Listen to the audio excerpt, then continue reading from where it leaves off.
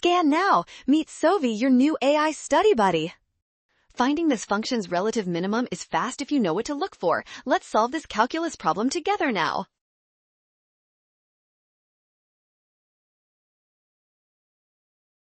First, remember that a relative minimum occurs only when the first derivative changes from negative to positive. We need to find where a given function crosses the x-axis, moving upward quickly. Next, grab your graphing calculator and plot the derivative function provided in the problem. Look for the very first point where the graph crosses from below the axis to above it.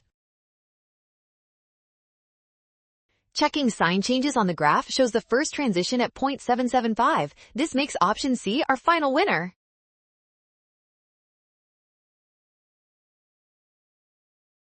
Well done! Scan the code. You can learn better with Sophie. Watch signs carefully and trust given values to avoid a rush.